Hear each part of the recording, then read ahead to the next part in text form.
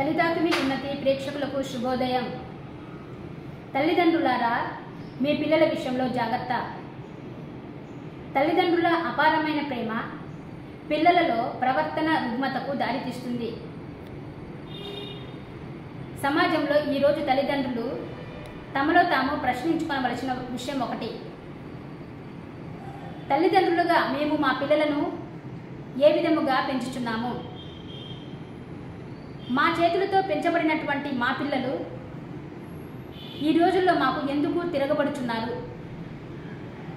దానికి కారణం ఏమిటి అని ఆలోచిస్తే దానికంతటికీ కారణం కేవలము తల్లిదండ్రులే. ఏ విధంగానంటే, తల్లిదండ్రుల పెంపకంలో అపారమైన ప్రేమను చూపిస్తూ పిల్లలలో కాండక్ట్ డిసార్డర్ అంటే ఒక టైప్ ఆఫ్ సైకలాజికల్ డిసార్డర్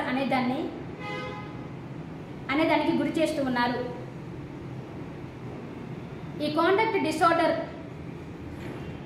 ఎవరిలో అయితే ఉంటుందో ఆ పిల్లల ప్రవర్తన ఎలా ఉంటుందంటే, వారు అవిధేయతను చూపిస్తూ ఉంటారు, తల్లిదండ్రులను గౌరవించరు, పెద్దలను గౌరవించరు, తమ ఫ్రెండ్స్ని గౌరవించరు, సమాజంలో ఎవరిని కూడా గౌరవించరు, ఎంతో రూఢిగా మాట్లాడుతూ ఉంటారు, ఎప్పుడు కూడా కోపంగా ఉంటూ ఉంటారు, ఎవరిని లెక్క చేయరు, వారు అనుకున్నదే కరెక్ట్ అని చెప్పి భావిస్తూ ఉంటారు. దీనంతటికీ కారణం ఎవరంటే తల్లిదండ్రులు. ఒక ఉదాహరణకు చెప్పాలి అంటే, సమాజంలో ఉన్నప్పుడు మనం చాలా ధనవంతుల కుటుంబాలను చూస్తూ ఉంటాం. పేదవాళ్ళు ఉంటారు. ఈ పేదరికంలో ఉన్న వాళ్ళు ఏం చేస్తారు అంటే, తమ పిల్లలను ధనవంతుల కుటుంబంలో పుట్టినటువంటి పిల్లలతో పోలుస్తూ ఉంటారు. ఏ విధముగానంటే, ఆ పిల్లలకు ఉన్నటువంటి వస్తువులను అన్ని కూడా మా పిల్లలకు కూడా మేము సమకూర్చాలి, ఏ విషయంలో కూడా మా పిల్లలు లోటుగా భావించకూడదు అని చెప్పి ఎలాంటి లోటు రాకుండా చూస్తూ ఉంటారు.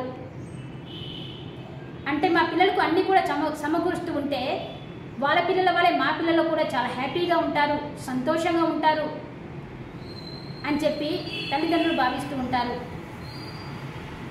కానీ అది నిజం కాదు. ప్రియ తల్లిదండ్రులారా, కొన్ని రోజుల క్రితం జరిగిన సంఘటన ఏమిటంటే, ఒక కుటుంబంలో ఒక అమ్మాయి అబ్బాయి ఇద్దరు ఉన్నారు. వాళ్ళ తల్లిదండ్రులు ఏం చేశారంటే, మా పిల్లలకు ఎలాంటి లోటు రాకూడదు అని చెప్పి వారి ఊరిలో ఉన్నటువంటి ఆ ధనవంతుల పిల్లలను ఎలా పెంచుచున్నారో వాళ్ళు కూడా అదే విధంగా పెంచడానికి తమ పిల్లలను ట్రై చేశారు. ఇద్దరు కూడా, భార్య భర్త కూడా ఇద్దరు చేసే పని ఏంటమ్మా అంటే కూలి పని. వారు కూలి పని చేస్తూ తమ బిడ్డలకు ధనికుల కుటుంబంలో ఉన్నటువంటి బిడ్డలతో పోలుస్తూ వాళ్ళకి ఏది ఉన్నాయో వీళ్ళకు కూడా అన్ని కొనిపెట్టడం ప్రారంభించారు. వాళ్ళ పిల్లలు డాడీ మాకు హైఫోన్ కావాలి అని అంటే, ఈ పిల్లలు ఇంటికి వచ్చి అడిగినప్పుడు నాకు హైఫోన్ కావాలి మమ్మీ అన్నప్పుడు ఏం చేశారు? అప్పు చేసైనా సరే పిల్లలకు ఇద్దరికి హైఫోన్లు కొనిపెట్టారు.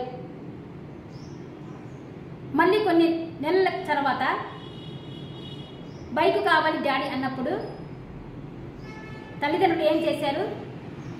వీరికి కూడా బైక్ కొనిపెట్టడానికి డబ్బులు లేవు. ఆల్రెడీ వారు అడిగిన అన్నీ కూడా కొనిచ్చారు కాబట్టి వారి చేతిలో డబ్బులు లేవు, అప్పులు అధికమైపోయాయి. అప్పుడు తమ పిల్లలకి చెప్పారు,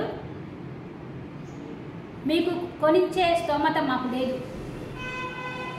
ఇప్పటి వరకు అడిగిన అన్ని కొనిపెట్టాం, మనం పేదరికంలో ఉన్నాం అన్నప్పుడు పిల్లలు ఏం చేశారంటే, మీరు ఎందుకు కొనిపెట్టరు? ఇప్పుడు నేను కాలేజీ చదువుతున్నాను,